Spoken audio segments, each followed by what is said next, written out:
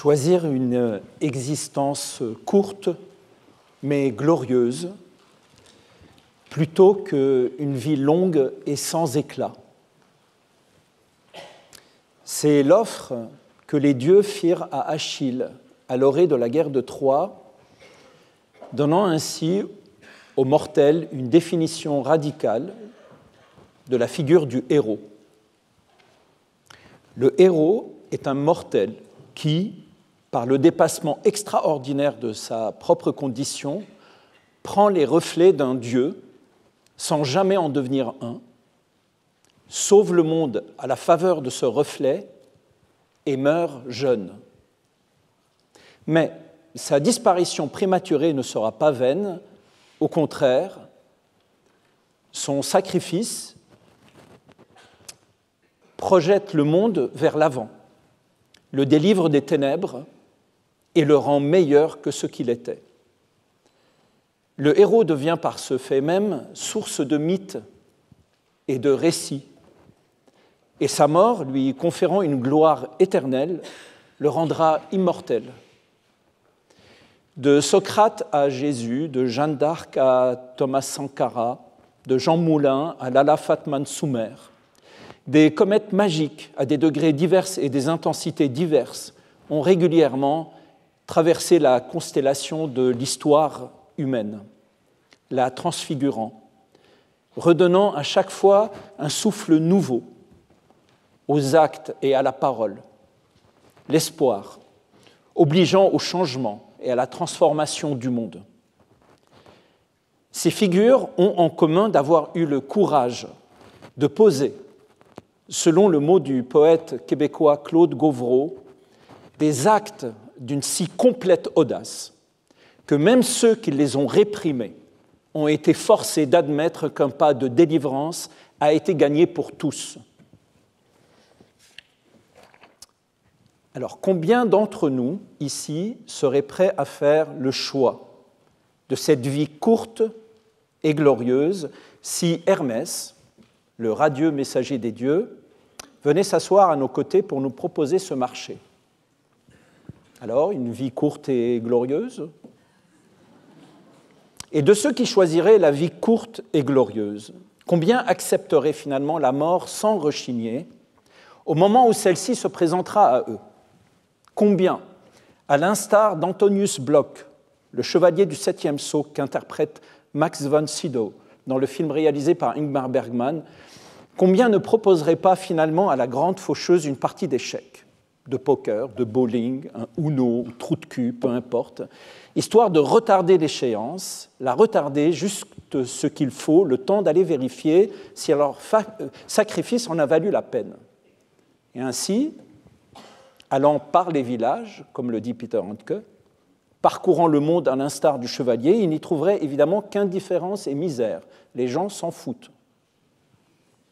L'amertume les gagnerait et ils se diraient « Non mais avoir su, je ne me serais pas sacrifié pour des renégats qui continuent à vivre misérablement et ne font rien de la vie qu'il leur est donnée. Rien n'a changé de ce monde que j'ai cru sauver et je vais mourir pour cela, m'en aller bien trop jeune au pays des ombres sans n'avoir aimé ni n'avoir connu la douceur de la vieillesse. » Ils éprouveraient alors peut-être ce que le Virgile mourant de Hermann Brock éprouve qu'en rentrant à Rome sur le navire de César, dans ce qui est, il le sait, son dernier voyage, il contemple le spectacle lamentable offert par la fange et la vulgarité de la horde des sénateurs grossiers, parvenus et incultes qui voyagent avec lui, si ventrus de leur pouvoir, imbus jusqu'à la monstruosité d'eux-mêmes, se vautrant dans l'opulence d'une nourriture qu'ils considèrent comme une chose qui leur est due. Et lui, le poète, Virgile, le manuscrit de l'Énéide entre les mains, déconfit de colère, se demande « Mais est-ce que c'est donc pour ces impotents, le pire de ce qui existe, que j'ai écrit ce que j'ai écrit et donné le meilleur de moi-même » Alors l'envie de tout brûler est grande pour Virgile, tant cela sonne à ses yeux comme une trahison de sa part, tant le sentiment d'avoir contribué à conforter un monde qu'il exècre contre celui qu'il aurait voulu voir apparaître ouvre dans son âme un gouffre de désespoir. Bref, choisir une existence courte et glorieuse plutôt qu'une vie longue et sans éclat n'est donc pas une chose si aisée. Pourtant, sur le papier, c'est beau. On signerait les yeux fermés. Qui ne souscrirait pas à l'idée d'être un héros? Mais devant la perspective d'une mort prématurée, la plupart d'entre nous fuiraient. Comment, héros ou non, accepter la mort? Comment ne pas trembler devant la mort? À l'instant de la mort, tout le monde tremble, tout le monde. Lorsque survient le temps de se séparer, de sauter à la mer comme le condamné saute par-dessus bord et emporté par le flot, juste avant la noyade, distinguant à travers les ravages de l'agonie les autres, les vivants, restés sur le navire de la vie et qui poursuivent le voyage, tout le monde se transforme en un chien qu'emporte le typhon, le chien avec les yeux du chien. Comment alors, malgré la promesse des dieux, ne pas hurler « je veux rester sur terre, je veux rester sur terre, je veux rester dans la lumière ». Comment affronter l'effroi de la mort sans trembler? Cet effroi qui nous garde solidement attachés à la vie, qui nous protège même de nous-mêmes, car sans cet effroi de la mort, quiconque, au moindre désespoir un peu trop prononcé, n'hésiterait pas à mettre un terme à son voyage. Qui, en effet, endurerait le fouet des siècles? L'orgueil qui nous rabroue, qui endurerait le tyran qui brime, la loi qui tarde et la morgue des gens en place, alors qu'ils pourraient mettre fin à tout cela en un seul coup de dague, se demande Hamlet. Qui voudrait suer une vie de chien si la terreur de quelque chose après la mort ne venait troubler notre volonté? Cet effroi nous constitue. Ne pas craindre la mort est dangereux. C'est comme être hémophile, avoir un sang qui ne se coagule pas. La moindre blessure peut être fatale. Accepter d'être un héros, c'est donc dépasser cet effroi. Parmi ceux et celles qui ont fait l'expérience d'une mort imminente, le témoignage de sensations agréables, faites de légèreté et bonheur ineffable revient souvent. Beaucoup ont dit qu'une fois cette béatitude touchée, se voir ramener à la vie à la faveur d'un secours efficace, bouche à bouche ou massage cardiaque, leur a fait éprouver une réelle tristesse. Peut-être alors que cette béatitude que l'on ressent d'après ces témoignages étonnants n'est qu'un système que l'esprit met en place pour affronter l'effroi et en diminuer la portée. Car s'il fallait en plus que la mort soit pleine d'amertume, comment seulement espérer mourir en paix et accepter l'idée de sa propre disparition? Achille choisit donc la vie courte et mourut glorieusement lors du saccage de Troie. Et depuis, nous chantons ses exploits. Quoi de plus sublime qu'un héros qui meurt jeune? Achille, Antigone restent par leur jeunesse et l'intransigeance de leur adolescence les plus beaux des héros. Car quoi de plus bouleversant que la mort de la jeunesse? Achille, tout comme Antigone, fut adulé et fut la source de récits innombrables quand d'autres héros sont tombés dans l'oubli. Certains moururent fous, comme Ajax, quand d'autres, tels Ulysse et Ménélas, moururent vieux et dans leur lit, et riches. Si la jeunesse sacrifiée donne donc un éclat unique à l'héroïsme, il existe la caste des héros gériatriques. Elle existe bel et bien. Or, de cette catégorie, il existe une sous-catégorie encore inférieure qui est celle des héros qui se découvrent sur le tard. Celle de ceux qui furent médiocres leur existence durant et qui, à la suite de circonstances hasardeuses, se dépassant eux-mêmes au dernier moment, dépassant leurs faiblesses sous le regard étonné de tous, sauvent le monde et meurent, renversant d'un seul coup leur médiocrité d'autrefois. Ils sont alors rachetés. Le cinéma américain de divertissement est rempli de héros de ce genre qui, sur le tard, après avoir été de mauvais pères, il s'agit presque exclusivement d'hommes en conflit avec un enfant qui est presque toujours une fille, envers laquelle ils ont beaucoup à se faire pardonner, alcoolisme, misère intellectuelle ou abandon. Ces mauvais pères, donc, dans des circonstances extraordinaires qui les transforment en héros, font don de leur existence afin de sauver le monde, et parfois l'univers, d'une destruction apocalyptique, se rachetant par la même occasion auprès de leur progéniture. Armageddon est un exemple archétypal de cette cinématographie. Réalisé par Michael Bay en 1998, la fin du film offre à voir le sacrifice de Harris Stamper, un spécialiste des forages pétroliers ayant raté sa vie domestique, interprété par Bruce Willis, qui, seul sur un astéroïde aussi grand que le Texas, filant droit vers la Terre, aura à déclencher la charge nucléaire qui devra dévier cet astéroïde de sa trajectoire, évitant à notre planète une annihilation totale. Un problème technique empêchant l'explosion de la charge impose que quelqu'un soit sur place pour la faire, et ce sera donc Harry Stamper. Quelques minutes avant l'explosion finale, nous sommes témoins d'un échange entre Harris, debout sur l'astéroïde, et sa fille, Grace, en larmes, au centre du commandement de la NASA. Grace, je sais que je t'ai promis que je rentrerai à la maison, lui dit son père depuis l'astéroïde, mais on dirait que je vais devoir rompre cette promesse.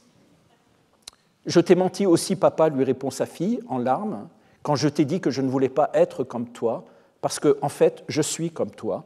Tout ce que j'ai de bon en moi, je le tiens de toi. Je t'aime tellement, papa. Je suis si fier de toi. J'ai tellement peur. Je le sais, chérie, mais il n'y aura bientôt plus rien à craindre. Et j'aimerais pouvoir être là pour t'accompagner jusqu'à l'hôtel le jour de ton mariage avec A.J. Je t'aime, Grace. Je t'aime aussi, papa. Bon, je dois y aller maintenant, chérie. Papa, non, non, papa. Alors, c'est déchirant. On pleure, bien sûr, devant un tel spectacle. Le héros qui non seulement fait sacrifice de sa vie, sacrifie aussi les joies auxquelles il aurait pu avoir accès, conduire sa fille à l'hôtel pour son mariage, extrapolation du bonheur de futurs petits-enfants.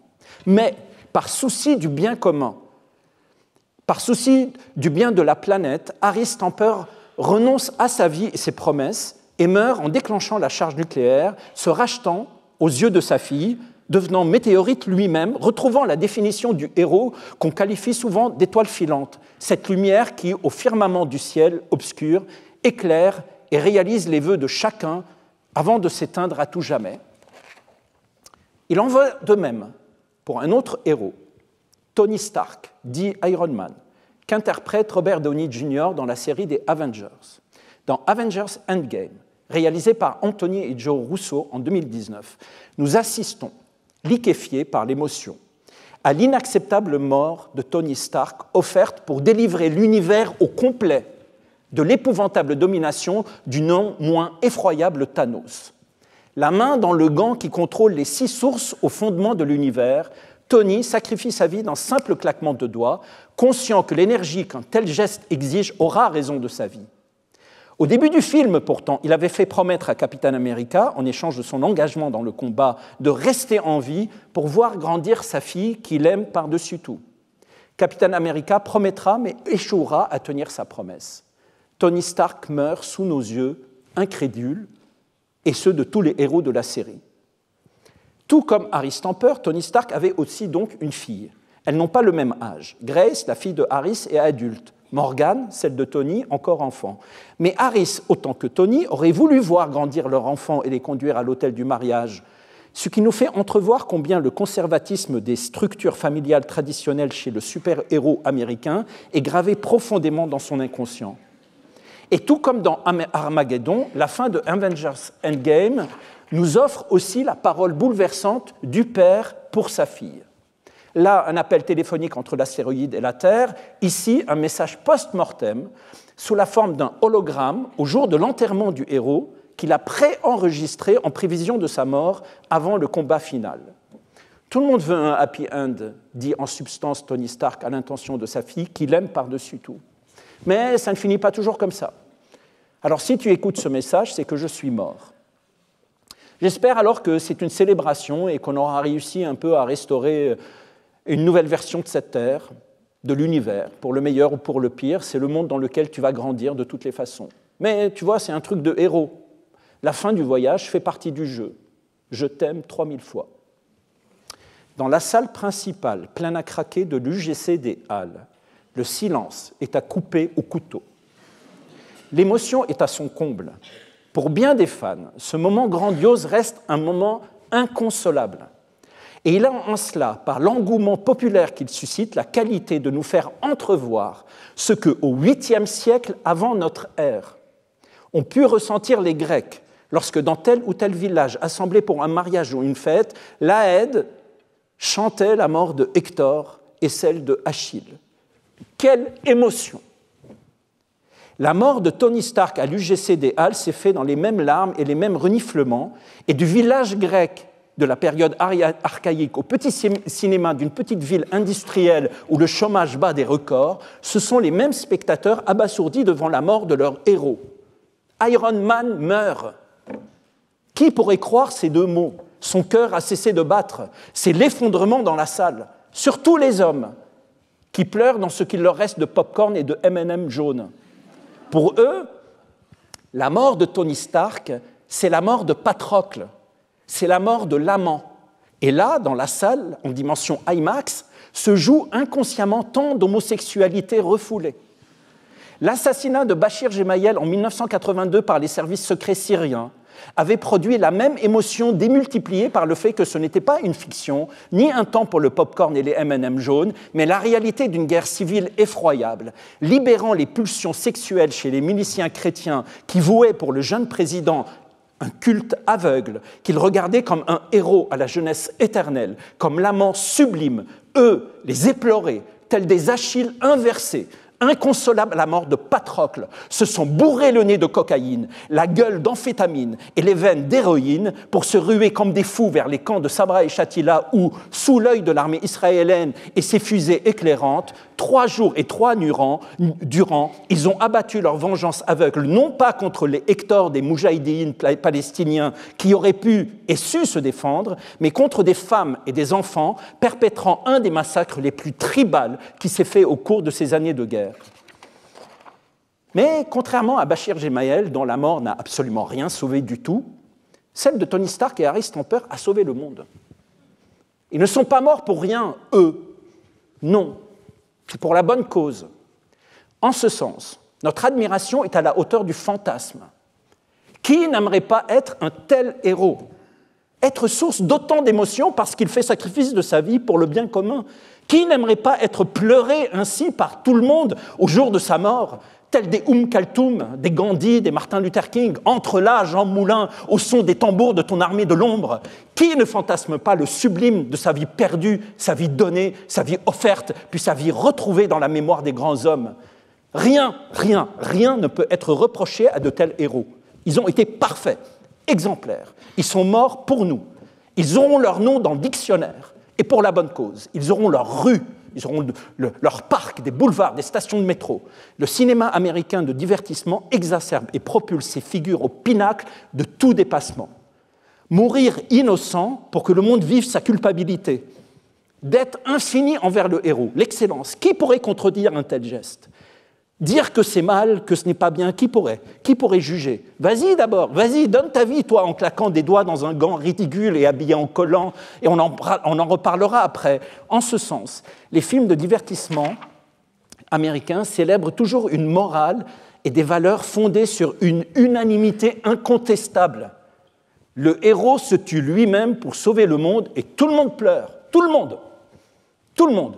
Et le monde, de ce fait, est sauvé et peut donc vaquer à ses occupations, se marier et, se mariant, acheter une machine à laver, une sécheuse, une voiture et bientôt une poussette, un siège auto, toute la panoplie qui accompagne la vie domestique.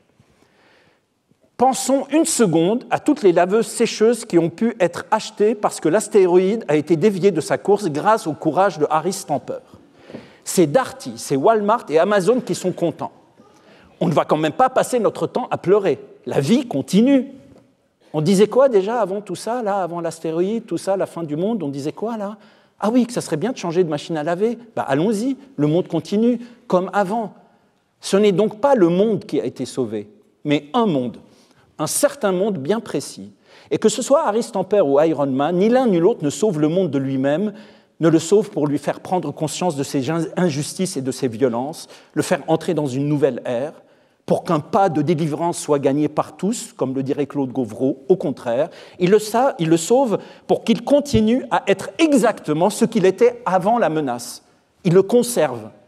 Un monde sauvé pour le héros américain est un monde inchangé. C'est donc un sacrifice dont le seul but est d'assurer une continuité à l'hégémonie du confort. Il y a une ironie de sauver la Terre pour qu'elle puisse poursuivre son agonie sous l'accélération de sa carbonisation. Harry Stamper dévie un astéroïde afin d'empêcher la moindre déviation à la course effrénée d'un capitalisme qui se présente ici sous les allures de Grace, une fille pleine d'allant dont la finalité est d'être conduite à l'hôtel pour consommer son mariage. Consommer étant ici le maître mot de ce qu'il y a à sauver.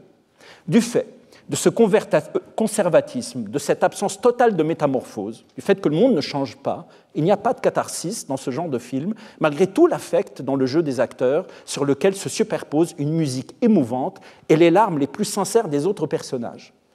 Rien de particulier, au fond, est arrivé. Rien.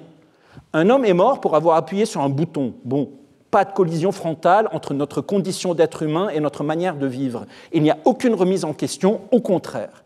Il y a un détournement de tout ce qui pourrait mener à cette remise en question. Il n'y a donc pas de catharsis parce qu'il n'y a rien de tragique dans les sacrifices de ces héros, aussi attachants soient-ils. On ne tremble pas pour eux. On ne tremble pas. Au contraire, aussi sympathiques puissent-ils être l'un autant que l'autre par leur humour et la qualité de leur interprétation, ils restent les marionnettes de gestes sacrificiels qui ne relèvent ici que du commercial. Je meurs pour que vous continuiez à vivre dans le même confort qu'avant. Ne changez rien et achetez un bidet en mémoire de moi. Alors des exemples tels Armageddon et Avengers Endgame, il en pleut dans le cinéma du genre. Et en dehors du plaisir de se retrouver devant des films dont le niveau de décibels et l'inventivité des combats et des violences créent une sorte de massage cérébral plein de fantaisie, ce qui est émouvant, c'est la tentative des scénaristes de vouloir se rapprocher d'une manière ou d'une autre, mais pas trop, des grands mythes qui remontent au berceau de l'humanité. La dispute entre Captain America et Iron Man au cœur de l'épisode intitulé Civil War reprend les mêmes ingrédients qui déchirent Agamemnon et Achille au début de l'Iliade. Et leur réconciliation après l'ambassade de Dr. Strange qui ramène Iron Man au cœur du combat et lui coûtera la vie est calquée sur celle de Ulysse pour réconcilier Achille et Agamemnon après la mort de Patrocle. Dans ces films-là, c'est toujours l'Iliade et l'Odyssée reprises à la sauce judéo-chrétienne, puisqu'étant devenue une dictature dans l'épique lutte du bien contre le mal, la vie du Christ oblige tous ces films, souvent cousus de fil blanc, à suivre la structure dramaturgique de l'Évangile et le plus souvent celui de saint Matthieu, qui est le plus organisé et le plus chronologique des 4 évangélistes non apocryphes. Un homme jeune et beau, sauvant les pauvres et les miséreux grâce à des pouvoirs miraculeux tels que se coller aux parois des gratte-ciel comme une araignée ou voler dans l'air doué d'une force herculéenne, ce jeune homme donc voit surgir une figure diabolique, un méchant, dont le seul objectif consiste à détruire le monde civilisé. Au premier chapitre du récit, le héros, grâce à ses pouvoirs et son courage, parvient à refouler le méchant. Au second chapitre, le méchant revient, bien plus fort et plus puissant, et parvient non seulement à vaincre le héros, mais aussi à le crucifier, plongeant le monde dans l'obscurité et le désespoir. Le héros est souvent laissé pour mort. Souvent même, il meurt pour de bon. Mais, au troisième chapitre, la résurrection du héros se matérialise sous nos yeux, soit parce qu'il a réussi à remonter le temps, soit en passant par le multivers, soit parce qu'en réalité il n'était que grièvement blessé, soit parce que retrouvant dans sa poche le médaillon de sa fille qui, au début du film, lui a dit « Tu sais papa, ce que j'aime chez toi, c'est que tu es têtu comme une mule ». Alors, se souvenant de ces mots magiques, il reprend ses forces, se relève, ressort de son tombeau, renaît et engage un ultime terrible combat contre le mal dont il finit par sortir vainqueur. Tous les Superman, les Spider-Man, les Batman, qu'ils soient merveilleusement réalisés ou non, suivent ce schéma christique en 3 temps, celui du Père, celui du Fils et celui du Saint-Esprit. En plus des mythes grecs et la structure christique, ces films peuvent aussi, parfois, au détour, avoir des teintes shakespeariennes, tels les Batman réalisés par Christopher Nolan, où le héros est enduit par l'ambiguïté de la violence et la sourde obscurité du mal. Mais, contrairement à Iago, dont les raisons qui le poussent à la nuisance se perdent dans les méandres des mystères humains, Batman a juste eu une enfance malheureuse, alors ça l'excuse. D'autant plus qu'au bout du compte, tel Darth Vader, l'ultime méchant des Star Wars, il y a encore du bon en lui. Et ce bon se révélera meilleur que le mal. Dans le but de nous dire que notre époque est devenue plus sombre, de nous faire aussi frissonner, pour donner un peu de sel au récit, dire que nous ne sommes plus aussi naïfs qu'à l'époque des premiers Batman qui, elles, l'étaient, naïfs, on fait flirter nos héros avec les ombres de Lady Macbeth et Richard III, on les nimbe de l'aura rimbaldienne de Hamlet, mais au fond, c'était juste pour rire. pour de faux, puisque les réalités commerciales des studios imposent à ces films, au budget faramineux, la vertu comme limite indépassable. Même si tout y est sombre dans ces films, il faut quand même que ça reste adorable. Il faut que ça se termine bien, même quand ça se termine mal. Mais l'essentiel de tout cela est ailleurs. Il se situe dans un minuscule détail, ce fameux presque rien yankelevitchien. Le point commun entre Harry Stamper, Tony Stark et tous ces merveilleux héros, c'est que eux, face à la mort, ils ne tremblent pas. Jamais. Ils n'hésitent pas. Jamais. Au contraire, beaucoup ont encore la disponibilité de faire un trait d'esprit, une sorte de sarcasme, une dérision, une autodérision même, qui nous fait rire. Mais ils ne tremblent pas. Jamais. C'est le noyau imputrescible de ce type de héros. Alors que les héros grecs tremblent tous devant la mort à l'instant où les ténèbres leur couvrent les yeux, le héros des films de divertissement américains ne tremble pas. C'est une marque de fabrique. Est-ce parce que dans l'inconscient politique américain, un républicain, ça ne tremble pas? Ça agit impitoyablement. Un républicain n'a pas d'état d'âme et c'est pour ça qu'on vote pour lui. C'est sa force, c'est sa puissance. C'est ce qu'il nous offre, c'est ce qu'il nous propose. Nous pleurons, nous tremblons, mais lui, le républicain, non, ne tremble pas. Un républicain, ça sauve le monde et seul, et seulement s'il veut. Par la force de ses muscles, la puissance de sa volonté et la panoplie de ses armes, allant du couteau à double tranchant jusqu'au fusil mitrailleur à gros calibre, un républicain fait ce qu'il veut, pense comme il veut et dit ce qu'il veut et dit parfois ce qu'il pense. Il y a certainement une lecture politique à faire du tremblement, mais il est possible aussi que si ces héros ne tremblent pas au moment où ils vont mettre fin à leur jour, c'est précisément parce que le choix qu'ils ont à faire n'est pas un choix qui fait trembler l'âme. En fait, ils n'ont en vérité absolument rien à perdre. Pourquoi trembler? Rien de compliqué se joue pour eux, et ils ont tout à gagner. Ils n'ont en quelque sorte pas le choix. Ils meurent, ils sauvent le monde, et c'est tout. C'est eux qui meurent, ils raflent toute la mise. Ils sont à la fois et victimes et héros. En se tuant, ils sont donc à la fois le sacrificateur et le sacrifié. Il n'y a que eux. Ils sont tout, encore une fois, l'unité Trinité, Père, Fils et Saint-Esprit. C'est-à-dire Dieu qui peut tout, l'agneau sacrifié et l'Esprit qui sauve le monde et unit ce qui allait être fracassé. Le cinéma américain de divertissement ne peut pas s'aventurer plus loin. Il est piégé depuis longtemps dans ce dogme et ne peut que tourner en rond. Impossible de trembler, impossible. Et qui ne tremble pas, eh bien, oublie. Cela reste acceptable et relève du domaine d'un fantasme possible. Fantasmer de mourir et sauver le monde ne fait pas de mal, ce n'est pas inquiétant, ce n'est pas dangereux, pourquoi trembler? Ça n'implique que nous. Et si les spectateurs reviennent voir ces films par milliers, c'est pour rejouer précisément ce même fantasme qu'on a tous besoin de revivre comme un onanisme qui offre à l'esprit d'atteindre par ses propres moyens la jouissance d'une identification qui sera à la fois victimaire et héroïque. Je meurs et je sauve le monde. Je suis à la fois victime et sauveur du monde. Quoi demander de plus? C'est le gros lot de notre époque. Victime et sauveur du monde. Et on me pleure en plus. Le paquet de pop-corn entre les cuisses, la main allant venant du paquet à la bouche, le geste masturbatoire est éloquent.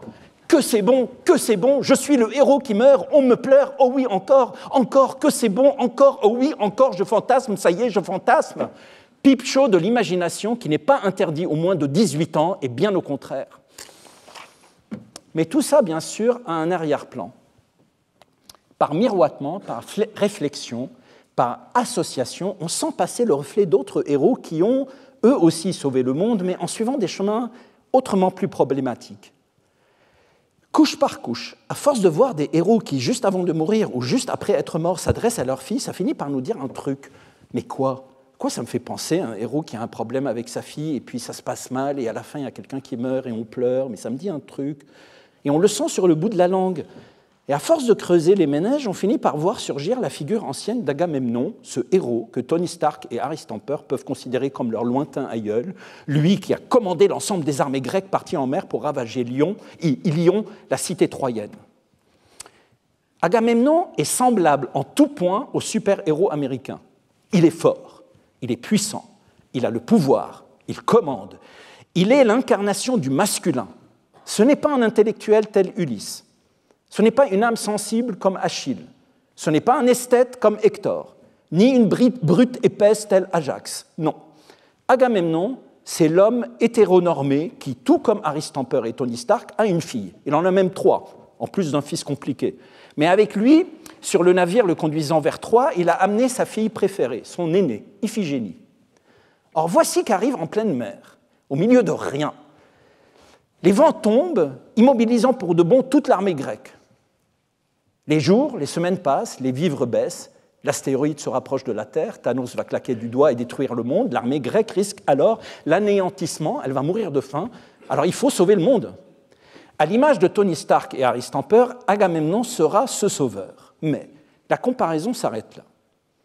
Et le sacrifice d'Agamemnon est autrement plus douloureux que celui que les studios américains sont en mesure d'accepter. Puisque, pour que se lèvent les vents et que le monde soit sauvé, ce n'est pas Agamemnon qui doit être sacrifié sur son astéroïde, mais sa fille tant aimée, Iphigénie. C'est elle qui doit mourir. Ainsi le veut l'oracle. Non seulement doit-elle être sacrifiée, mais l'oracle, implacable, exige que ce soit sous la main de son père. Mais Agamemnon aime Iphigénie, d'un amour infini, comme Aristamper et Tony Stark aiment Grace et Morgane, leur propre fille. Agamemnon entre dès lors dans le tragique, là où il laisse ses lointains descendants sur le pont de la douleur. Ah oui, on rigole moins tout à coup. Mourir soi et devenir un héros au regard de sa fille, c'est chouette, c'est facile, mais égorger sa propre fille, sous le regard des autres, et entrer dans l'histoire tel l'infanticide est une autre paire de manches. En n'étant pas celui qui meurt, Agamemnon se voit refuser ce qui rend tout acceptable, le statut de victime. Être la victime est un passeport, est un passe-partout qui ouvre la porte à toutes les dignités et toutes les vertus. On a tout pour soi, on a la parole. L'oracle condamne Agamemnon à n'être que le bourreau. Et le monde, on le sait, est impitoyable avec les bourreaux. C'est le prix à payer s'il veut sauver l'armée. Agamemnon se met alors à trembler. Le pop-corn s'avale tout à coup de travers.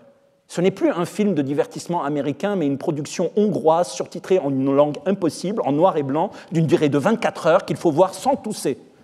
Et que jamais, au grand jamais, une telle chose ne m'arrive, se dit-on. On rejette toute possibilité d'identification. On ne veut pas être ça.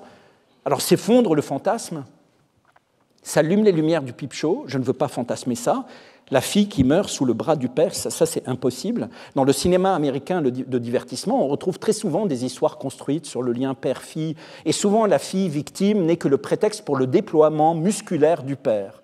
Sa fille ayant été violée et assassinée, le héros s'emploiera à une vengeance impitoyable. Ou bien sa fille, enlevée par de dangereux terroristes, force son père, héros de l'intrigue, qui pourtant avait décroché et s'astreignait à la pêche en une vie dont franchement personne ne voudrait, en chemise à carreaux, à déterrer la caisse dans le jardin dans lequel il avait enterré pour de bon, croyait-il, sa panoplie d'armes. C'était après la mort de sa femme, il en avait été très malheureux, d'ailleurs on le voit à la faveur d'un flashback, il pleure en silence car c'est un taiseux. Il était devenu sage, mais devant la menace faite à sa progéniture, rien ne l'arrêtera dans la débauche de violence. Ces récits-là, au fond, restent tout à fait acceptables. Un père venge sa fille. C'est ce que tout bon mâle occidental doit faire auprès du sexe faible. Peu importe le nombre de morts, d'ailleurs. Mais un héros qui doit tuer lui-même sa fille pour sauver le monde, qui doit donc renoncer à ce qui lui est le plus cher pour que le monde puisse continuer à être ce qu'il est et que Darty, Walmart et Amazon soient sauvés, ça, ce n'est pas possible, ni pour Darty, ni pour Walmart, ni pour Amazon. Sacrifier un enfant pour sauver le mercantile reste jusqu'à aujourd'hui inacceptable. Sacrifier un enfant pour sauver le mercantile est une ligne rouge qui peut-être sera bientôt franchie à l'aune de la nouvelle administration en place à la Maison-Blanche qui semble nous dire depuis quelques semaines, à travers des injonctions et des déclarations d'une violence qui bouleverse le monde, que rien, dorénavant, rien, absolument rien, ne doit se mettre en travers de l'homme en état d'érection. Rien ne doit le gêner dans sa course vers l'objet qu'il doit violer afin d'en tirer le maximum de profit. L'homme en état d'érection, avançant vers la virginité du sexe, de la dignité, de l'humanité, dans ce qu'elle peut avoir en partage, cet homme-là, au pinacle de la lumière, peut et doit tout pénétrer. Les lois seront transformées pour qu'il pénètre. Certaines seront abolies pour qu'il pénètre. Les liens d'amitié détruits pour qu'il pénètre. Ceux avec les organisations internationales revues à cet effet pour permettre toute pénétration qui jusque-là était bridée par les normes, qu'elles soient sanitaires, écologiques, politiques ou culturelles.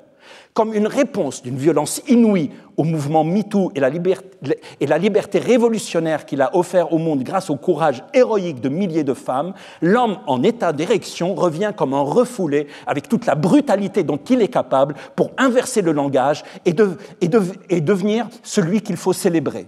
C'est ce que la première et la plus puissante des démocraties semble nous dire depuis quelques jours. L'homme en état d'érection peut pénétrer ce qu'il veut, quand il veut, et pour cela, le mensonge sera explicitement son arme. Si, pour pénétrer ce que jusque-là a réussi à être protégé, il faille passer par la malversation, le chantage, la désinformation et l'humiliation, il faut alors le faire avec la fierté du boxeur sanglant au moment du chaos. Il a droit de pénétration dans toutes les innocences, car cet homme-là est celui qui éjacule notre prospérité, notre bien-être, notre fierté, qui éjacule longuement et à répétition. C'est notre prospérité qui sort de son sexe. C'est Homo erectus erectus, c'est son temps, c'est son règne. Tout, absolument tout, doit célébrer son érection. Alors, dans l'obéissance à cette érection, peut-être verrons-nous bientôt sur nos écrans des films de divertissement américains montrant une nouvelle catégorie de héros sacrifiant sans trembler leur propre fille, leur propre fils, au lieu de mourir eux-mêmes, afin que le monde puisse continuer à être ce qu'il est et comme il est. Le lieu du viol, institutionnalisation du viol, dictature de l'érection sur toute chose, et que ce qui ne peut pas être pénétré soit alors éliminé, car il ne produira aucune richesse. Ce qui refuse la pénétration par le sexe éjaculateur de la puissance autoritaire soit rejeté, renvoyé et méprisé. Non mais de quoi tu te plains ? Je te pénètre, c'est pour ton bien, tu devrais te montrer reconnaissant. Le coupable, c'est toi, puisque tu refuses que je te viole. Comment veux-tu alors que je ne te méprise pas ? Je suis la victime, puisque tu m'empêches de te violer. Ce qui ne peut pas justifier son utilité est à effacer, ce qui le peut est à garder en réserve. Assumer cela est sans tremblement. Sans tremblement. L'homme en état d'érection pense que son bien personnel est le bien commun. Pourquoi tremblerait-il ? Or, ce qui sauve Agamemnon de cette violence, de cette brutalité, de cette bestialité, c'est qu'il tremble. Il tremble le couteau à la main et en son âme et conscience, Agamemnon se maudit au plus profond de lui-même. Mais entre son intérêt et le bien commun de la Grèce et des hommes et des multitudes des vaisseaux, il sait qu'il lui faut privilégier le bien commun. Il y a une violente séparation entre les deux, entre son bien commun et le bien personnel. Alors, se noircissant à jamais l'âme, il tranche la gorge d'Iphigénie tandis que le vent se lève. Et le vent se lève qui mènera à la guerre et à la destruction de Troie et à d'autres violences encore qui verront tant étant de deuil. À cette mise à mort, l'immense Iphigénie réagit avec amitié pour son père, mais pas par compassion seulement, par appartenance au même monde. En cela, Iphigénie indique à son père qu'elle et lui font partie d'un monde qu'ils aiment autant l'un que l'autre, car c'est dans ce monde qu'ils sont l'un pour l'autre ce qu'ils sont, à savoir père et fille. Lui, ce monde-là qu'il faut sauver s'ils veulent donner sens à l'amour entre deux.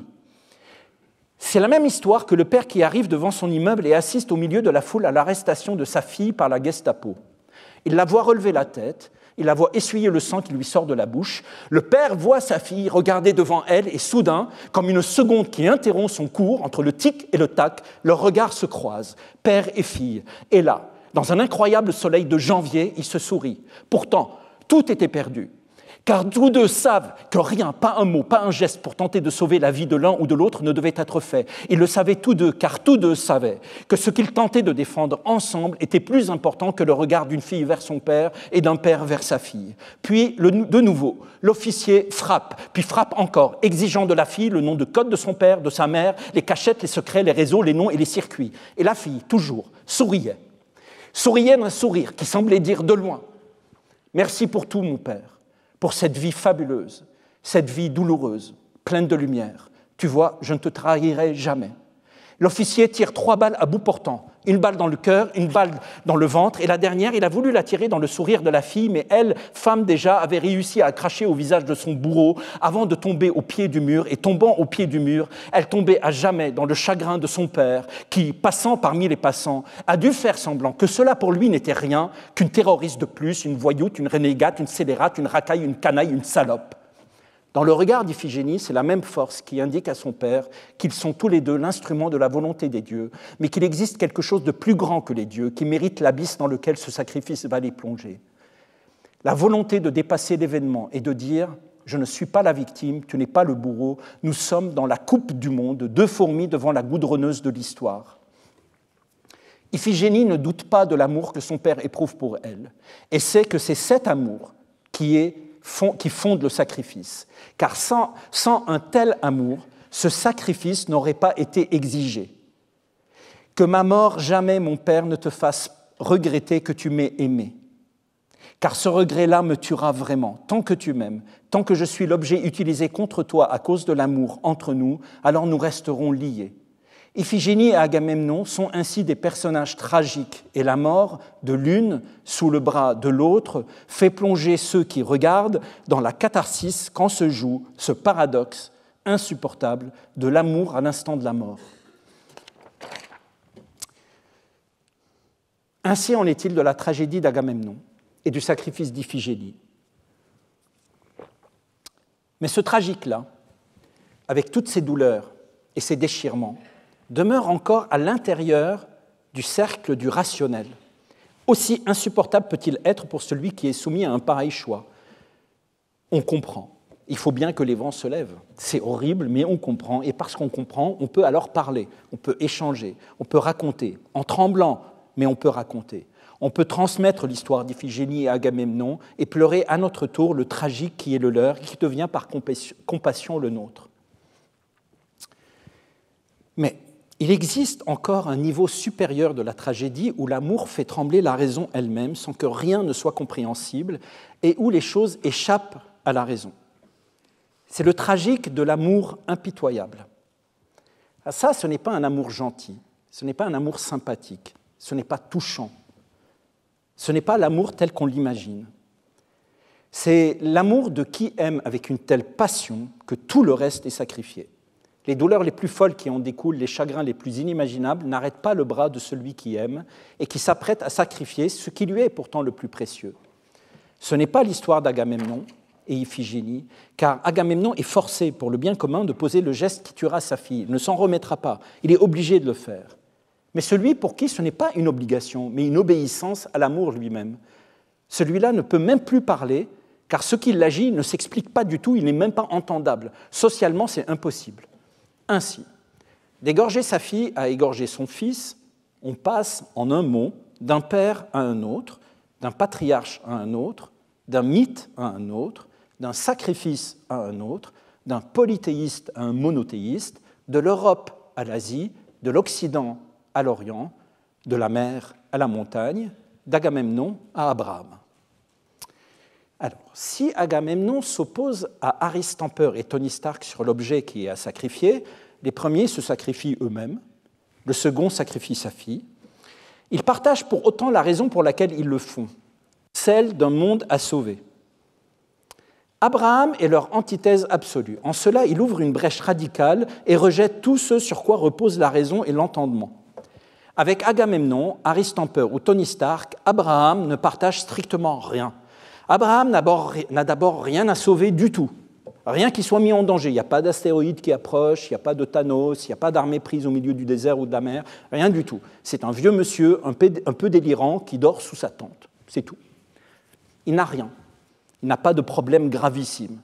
Simplement, il a eu une injonction venue de Dieu, un Dieu unique qui lui dit « Prends maintenant ton fils unique, celui que tu aimes, Isaac, va dans le pays de Moria, offre-le en holocauste sur l'un des monts que je te dirai. » C'est tout. Il n'y a aucune explication. Il n'y a aucune raison. C'est une injonction. On a presque l'impression que Dieu va rajouter « et n'oublie pas de sortir la poubelle papier en passant ». On en a enfermé pour bien moins que ça. Dans l'introduction de sa traduction de Crainte et tremblement de Kierkegaard, où le philosophe exprime toute son émotion face à cet épisode, Charles Leblanc, qui a traduit l'œuvre de Kierkegaard, écrit « Vu de l'extérieur, Abraham est un exalté, un furieux, qui entend des voix, un fol illuminé, prêt à sacrifier son fils sur l'autel de sa démence. Vu sous l'angle de l'intériorité, Abraham est le père de la foi. » Dans cette très belle traduction, Crainte et tremblement, cette œuvre est remarquable à lire, à l'intérieur de laquelle Kierkegaard retrace le silence d'Abraham menant Isaac vers le lieu de son sacrifice. On retrouve ces passages dont je cite ici quelques extraits, mais que j'ai reliés un peu à ma façon pour le besoin de la leçon, mais que vous retrouverez évidemment en intégralité dans le livre. Alors, 4 jours durant, que dura le voyage vers le pays de Moria, Abraham ne dit pas un mot. Parce que quoi dire? Quoi dire à Sarah, sa femme, au moment de partir, à l'aube, pour justifier un geste aussi hallucinant? Sarah, je pars, je vais sacrifier notre fils unique car Dieu me l'a demandé en rêve et je reviens, ça ne sera pas très long. Ce n'est pas entendable. Et ce n'est même pas entendable pour Isaac lui-même, ni pour les serviteurs, pour personne. Alors Abraham se tait, il garde le silence. Le texte poursuit. Au 4e jour, levant les yeux, Abraham vit dans le lointain le mont Moria. Alors il congédia ses serviteurs, prit Isaac par la main et gravit la montagne. Mais Abraham se disait en lui-même, quand même, je ne vais même pas pourtant lui cacher où ce chemin le conduit. Isaac, contrairement à Iphigénie, ne peut pas comprendre son père. Il ne peut pas entendre. Il ne peut être à l'intérieur du cercle où se partage entre père et fils le même monde. Et contrairement à Iphigénie, Isaac supplie, proteste, car, dit Kierkegaard, Isaac ne pouvait pas élever son âme à l'endroit où était son père. Alors il se met à genoux, il demande grâce, il implore pour sa jeune vie et ses belles espérances. Isaac ne veut pas de l'offre de Hermès choisir une existence courte mais glorieuse. Isaac veut une vie longue et sans éclat. Isaac, lui, son choix est clair, une vie longue et sans éclat. Il n'est pas fou, Isaac, mais Abraham le prend par la main et lui fait gravir la montagne. Alors Isaac supplie encore, et lorsqu'il fixe le visage de son père, il voit que son père a un visage horrible. Alors Abraham saisit Isaac à la poitrine, il le jette par terre et il lui dit « Non mais crois-tu donc que je suis ton père? Je suis un idolâtre. Tu crois que j'obéis aux ordres de Dieu? Non, ce n'est là jamais qu'un caprice ce que je fais. » Alors Isaac se mit à supplier Dieu de lui venir en aide contre son père, et Abraham de penser à l'intérieur de lui-même, c'est bon, ça a marché, Dieu du ciel, je te rends grâce, mieux vaut qu'il me croie un monstre plutôt qu'il perde la foi en toi.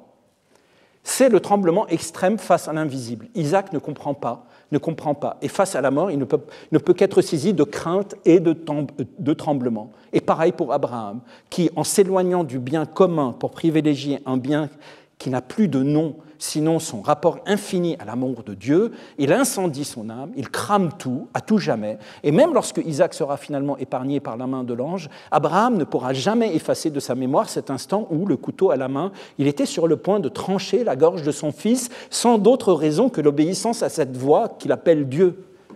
Et du fait de ce tremblement immense, nul n'oubliera ce qui a été sacrifié ici, et comment ce sacrifice, celui d'une forme d'innocence, changera radicalement le monde pour le sauver en lui imposant une nouvelle alliance qui dès lors interdira toute idée de sacrifice humain. Tout cela donc exposé pour dire ceci. Le tremblement de l'écriture, pour celui qui écrit, ne relève pas de l'absence de tremblement de Harry Stamper et Tony Stark, au contraire. Ça ne relève pas non plus de celui d'Agamemnon, trembler pour une cause, pour une raison. Mais écrire relève du tremblement d'Abraham, là où la raison ne peut plus s'élever, là où elle s'effondre. Écrire, c'est répondre à une injonction qui n'a pas d'autre raison que l'obéissance elle-même à ce qui est imposé.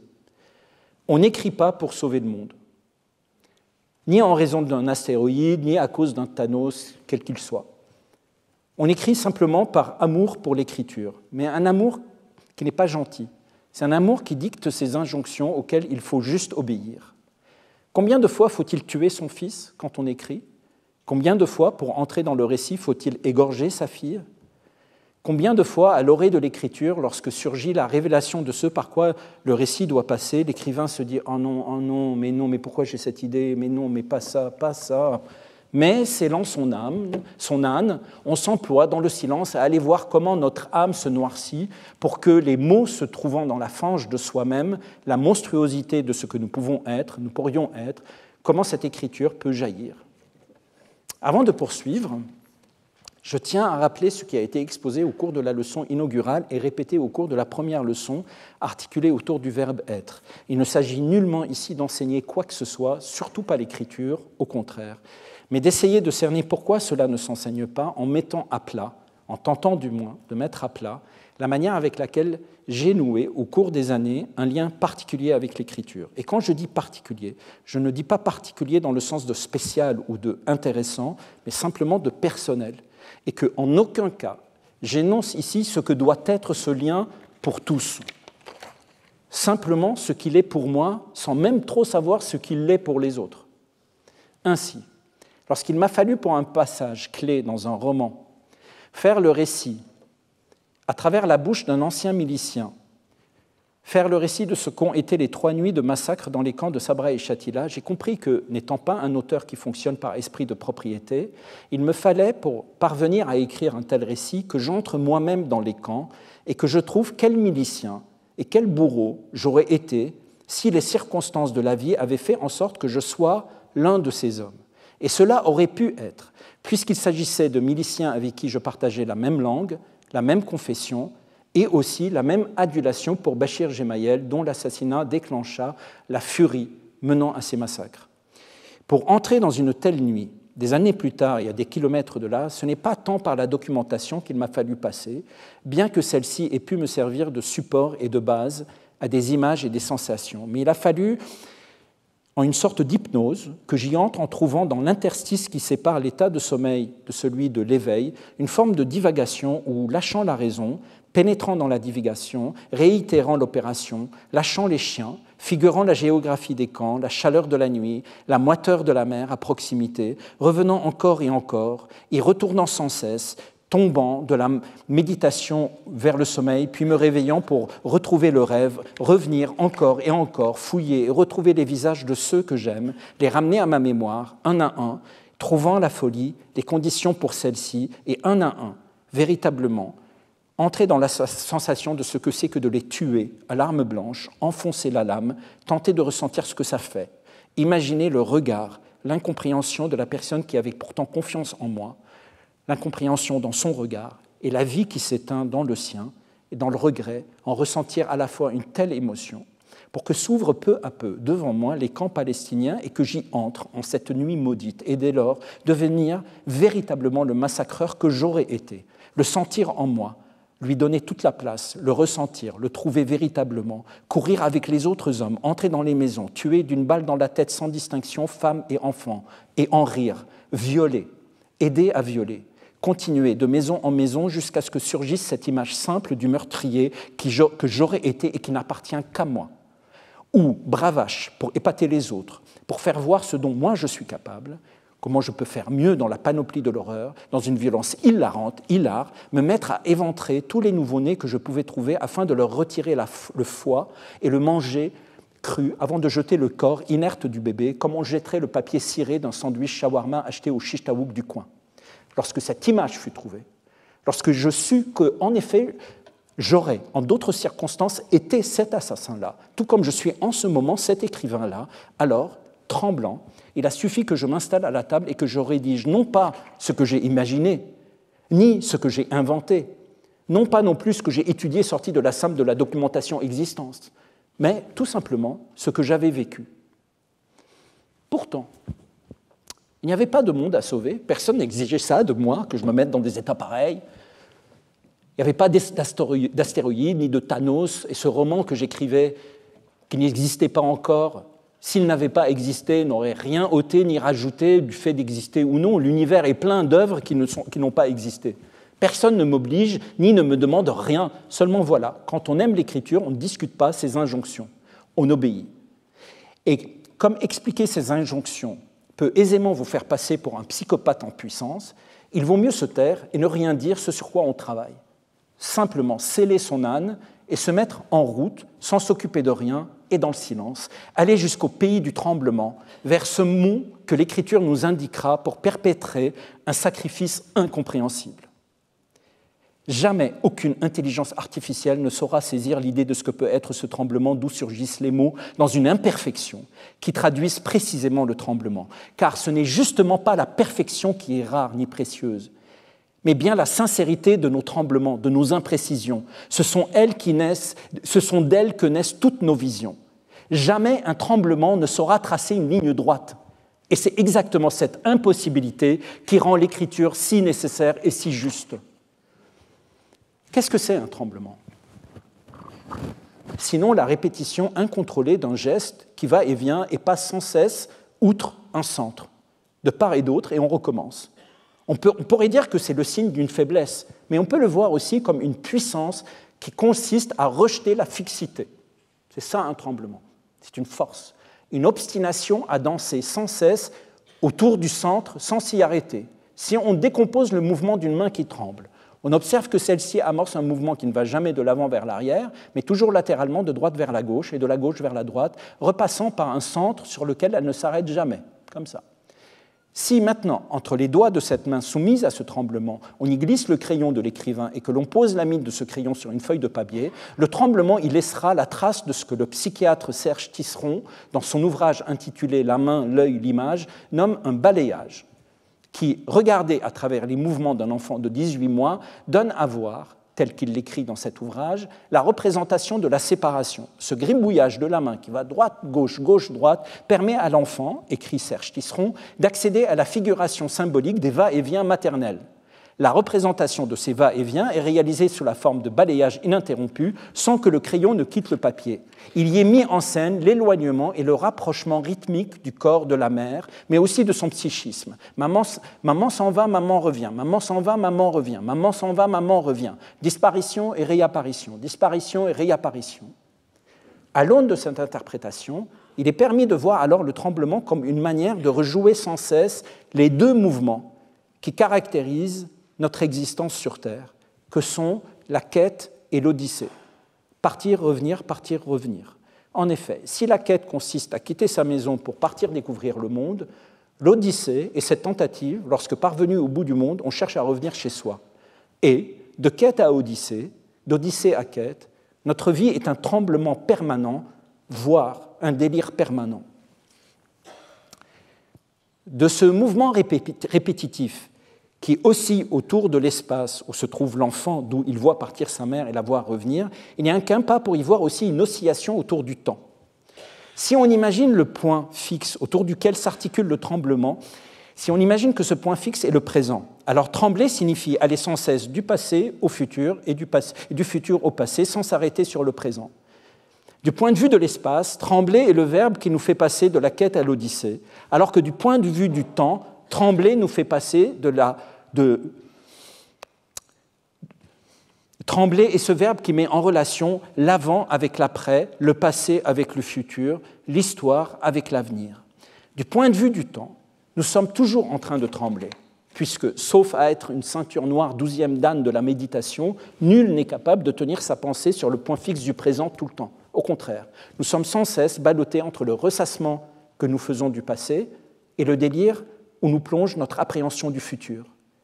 Mais qui trouve la force d'assumer ce balancement, d'accepter de passer du passé au futur, ce tremblement du passé au futur? Il lui est permis alors, en accélérant le mouvement, d'approcher de la transe, de cet interstice dont j'ai parlé, où il faut entrer pour égorger ce qui nous est cher, afin de faire surgir l'assassin en soi et le jeter sur le papier de l'écriture. Et c'est cette transe qui permettait l'énoncé de l'oracle au temple de Delphes. Car si Apollon est bel et bien le dieu de l'oracle, l'oracle cependant était délivré par la Pythie, qui, elle, entrait dans un état de transe, de tremblement, d'où naissait la parole énigmatique.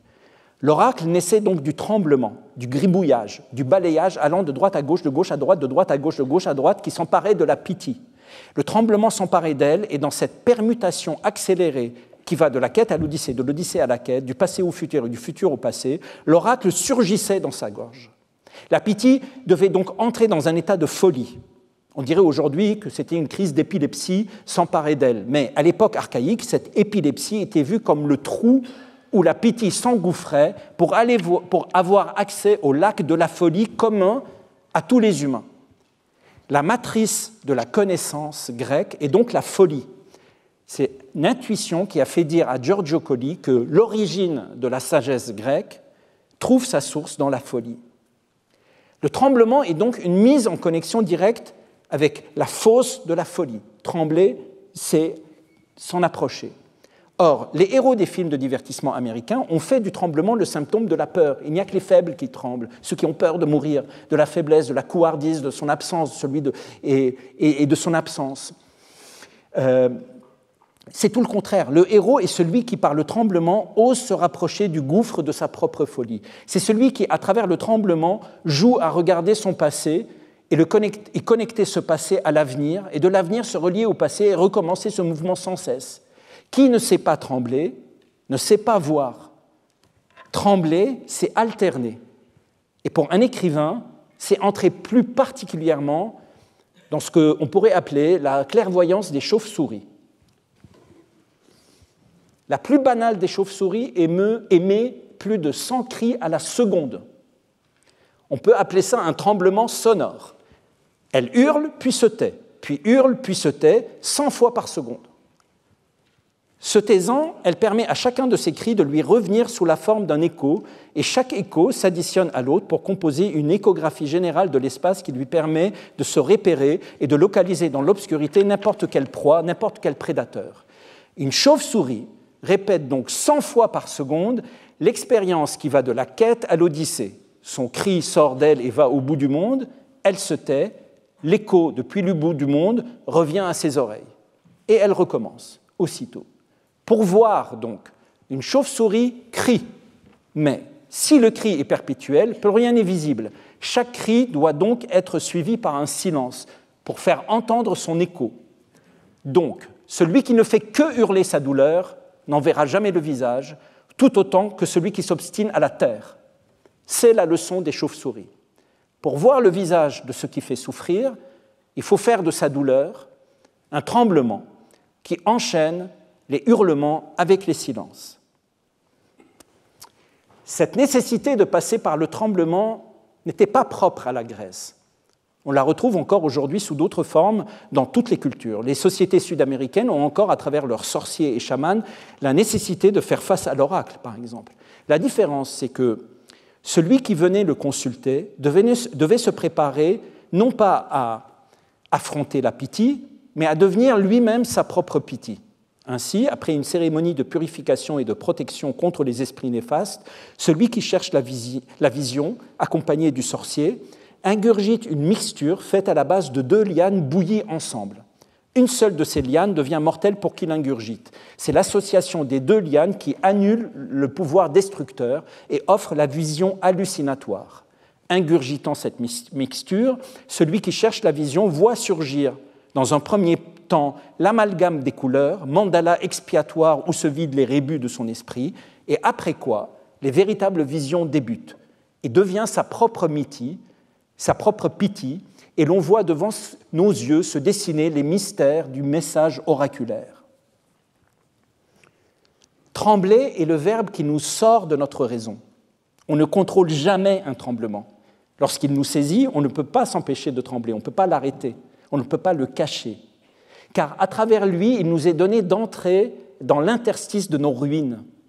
Là, précisément, où se trouve ce qui a besoin d'être amené à la parole, par la parole. Le chant où erre ce qu'il y a de plus meurtri en nous. C'est le chant de l'écriture par excellence. C'est donc un chant de vision.